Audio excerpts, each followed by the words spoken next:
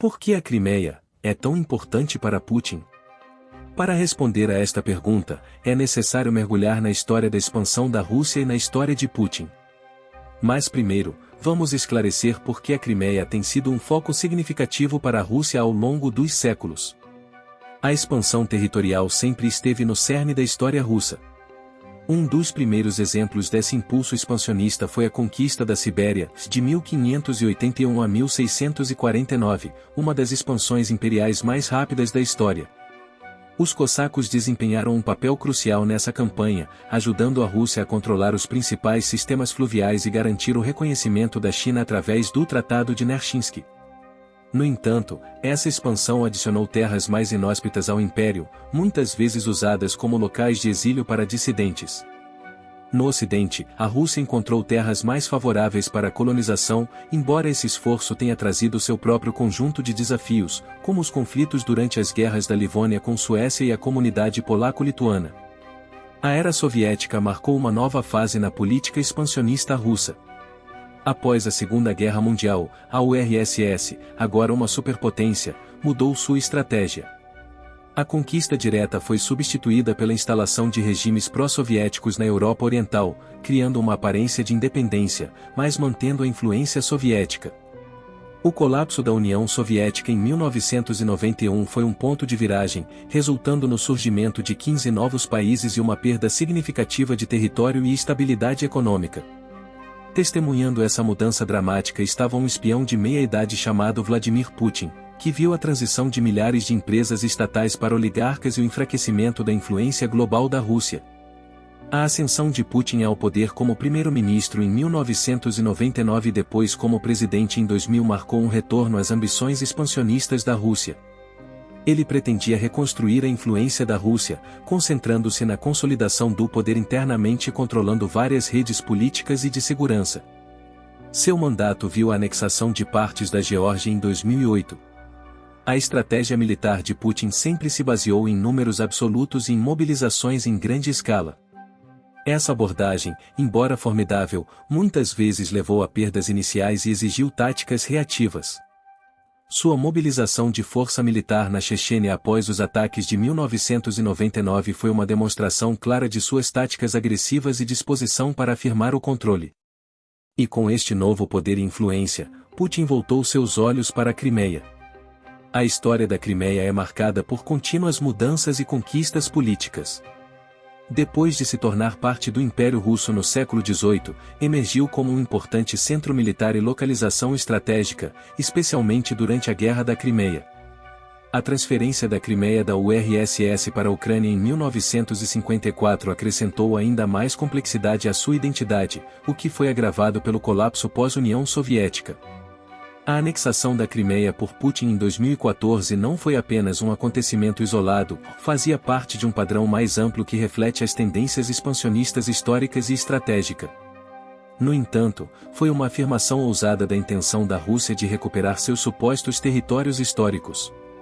Essa mentalidade expansionista ficou evidente quando o confronto de Putin com a Ucrânia, desafiando a NATO e questionando a legitimidade da Ucrânia.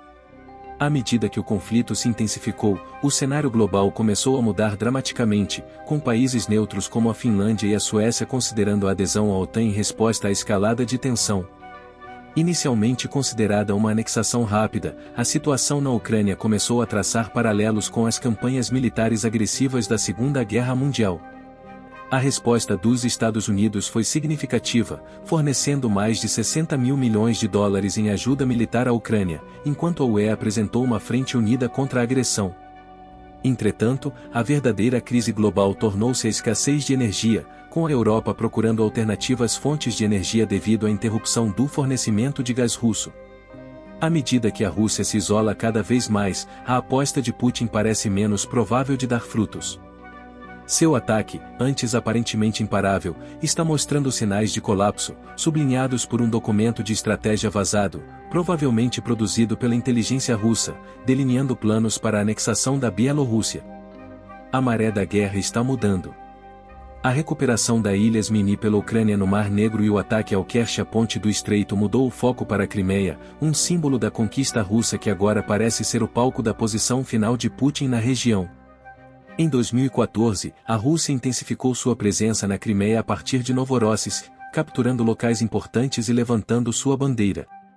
As forças russas rapidamente assumiram o controle de aeroportos e centros de comunicação cruciais, enquanto ataques cibernéticos paralisaram sites do governo e da mídia ucranianos e se infiltraram em dispositivos móveis telefones de autoridades ucranianas. A Ucrânia foi apanhada de surpresa e só conseguiu montar uma resposta eficaz no final de julho. Avançando para o final de 2022, a batalha pela Crimeia estava paralisada. No entanto, a impressionante recaptura de Kherson pela Ucrânia marcou o início de uma série de ataques devastadores. A questão crítica para a Rússia era manter as linhas de abastecimento através do rio sem a ajuda de Kherson. Ligações ferroviárias, criando um pesadelo logístico numa zona de guerra tão intensa. No caso da Crimeia, a força naval no Mar Negro foi crucial. Putin reforçou a frota do Mar Negro antes do conflito, mas essa vantagem desde então diminuiu. O apoio ocidental ajudou a Ucrânia a bloquear o acesso russo aos portos da Crimeia e a frota russa diminuiu significativamente devido a grandes perdas no mar. Agora, Putin parece estar num beco sem saída, lutando para sustentar o seu esforço de guerra, a um revés que os militares russos não podem permitir. Isto naturalmente leva-nos a perguntar o que torna a Crimeia um prêmio tão cobiçado? E por que é que uma derrota russa ali sinalizaria uma previsão sombria para os seus esforços futuros? Comecemos pelo princípio: o fascínio da Crimeia não está enraizado nas suas riquezas econômicas. Uma rápida olhada na sua economia revela contribuições modestas, longe de serem capazes de sustentar uma enorme força militar. É mais um pequeno centro comercial do que um rolo compressor, fortemente dependente de apoio militar externo. Mas o verdadeiro valor da Crimeia sempre foi a sua localização estratégica, um prêmio cobiçado durante séculos, se não milênios. Historicamente, os portos da Crimeia no Mar Negro têm oferecido acesso rápido a regiões vitais como o Mediterrâneo Oriental, os Balcãs e o Médio Oriente. Esta vantagem estratégica tem atraído impérios desde os tempos antigos como Roma, os otomanos, Rússia, Grã-Bretanha, França, Alemanha nazista e Império Bizantino. À medida que os contra-ataques da Ucrânia, alimentados pelo Ocidente, avançam, muitas das forças marítimas da Crimeia, pontos fortes estão caindo nas mãos dos ucranianos. A perda do domínio naval russo aqui significa um desastre.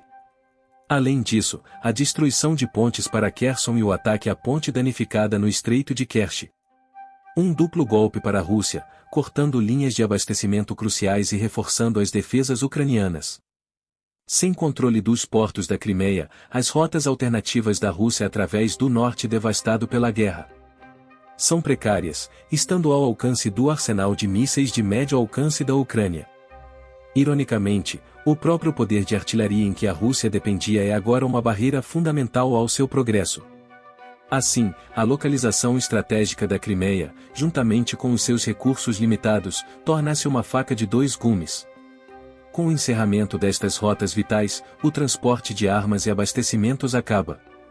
Privando do apoio do continente, a Crimeia deixa de ser um ativo estratégico para se transformar num morto desolado.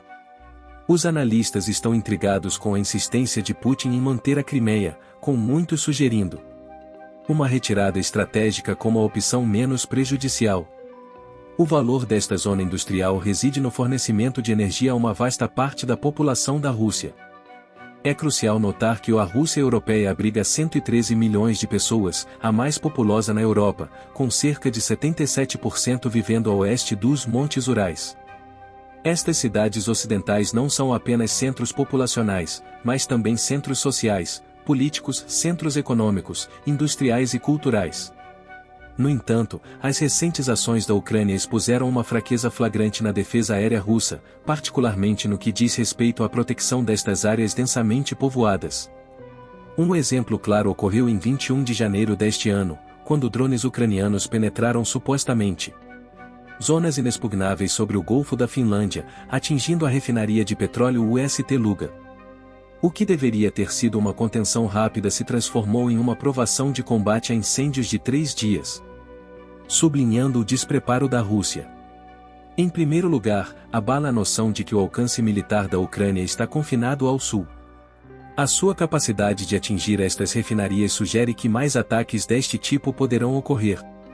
Em segundo lugar, tais ataques colocam a Rússia em risco de perder uma parte significativa da sua produção energética, agravando a tensão econômica. Terceiro, a crise revelou uma escassez crítica de mão de obra qualificada para a resposta a emergências, com muitos jovens russos recrutados para a guerra. O que vem a seguir? Todos os sinais apontam para que a Crimeia seja uma causa perdida para a Rússia. Há uma pequena chance de a Rússia se agarrar à sua posição, possivelmente esperando por uma mudança no foco ocidental para outras questões globais. Mas com o apoio robusto dos europeus e um orçamento de defesa aparentemente interminável, esta esperança parece cada vez mais abandonado. Retomando a Crimeia, a Ucrânia poderá então redirecionar os seus esforços para a região de Donbás e continuar os ataques com drones, nas principais instalações industriais russas.